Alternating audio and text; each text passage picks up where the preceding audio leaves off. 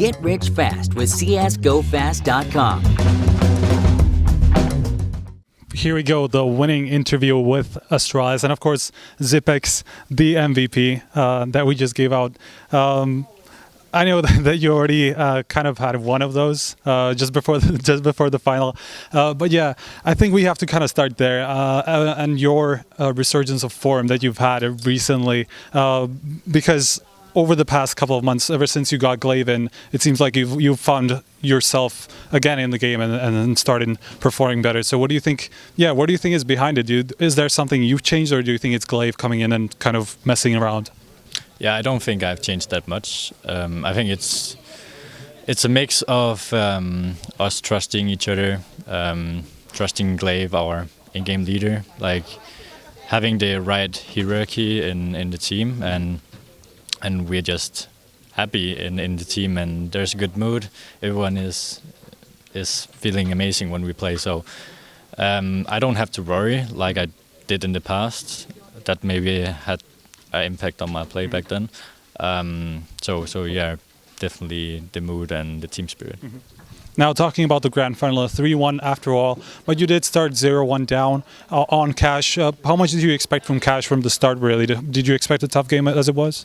Yeah, I mean, we expected that they would have great tactics, and they showed great tactics. And Kerrigan likes to play really explosive, and Cash is a very good map for that. And they caught us off guard like 2 or 3 times, and then we were money bashed, and we couldn't really do anything. So Finn did a good job on calling at Cash. We didn't really expect to win Cash, but we put up a good fight, and I think it was reasonable. Now the next 3 maps, all of them were really close, and I think we kind of have to talk about the mental fortitude that you guys had, that you guys really had over the past couple of months again. So yeah, talk to me about maybe those 3 maps and how you felt morally throughout them. Yeah, so the first map after Cash was Nuke, is that true? No. That was Nuke, Inferno, and Overpass. I'm not sure what. No, Overpass was second, and then Nuke, and then Inferno. Yes. Right. So Overpass, we felt really confident on. That was our first pick against them. We've been watching every match of them, which we were gonna play in this series, and we thought Overpass was the go-to map for us. Also because we are really great on it right now. We have great strats, and even though they know what we are gonna do, we feel really confident in what we do. So. Overpass is like a go-to map for us, and yeah, Nuke. So that was picked by them, and we got to start CT.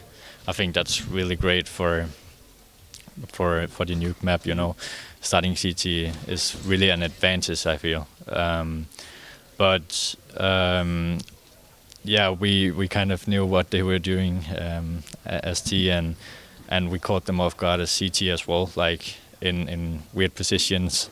For example, in ramp, I did some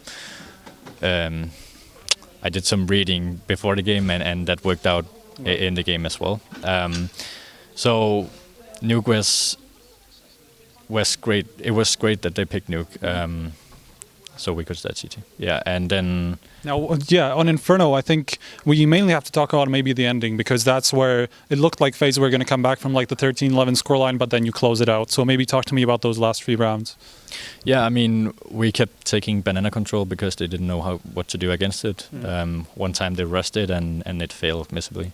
And we kept on doing that, and we forced them to go A, basically. And that was like where we had 4 guys.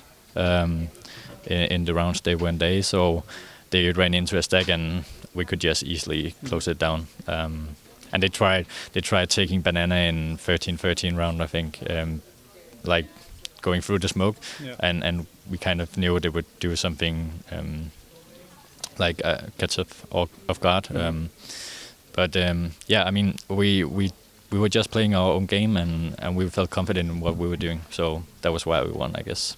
Now, I want to close this out with maybe talking about the top tier that is currently, because we saw that at this event, VP and NSK didn't do very well. Navi still seem to be kind of so-so, still haven't been able to win best of 3 against the best teams. By the way, yeah, with you defeating them in the quarterfinals, and then FaZe are currently looking up with Nico with the second place here. So yeah, what do you think makes this kind of era so competitive? Oh, I think it's a mix of many things. You know, Navi isn't having the best team spirit, I think, and some of the other teams, like a lot of teams, change players after the major.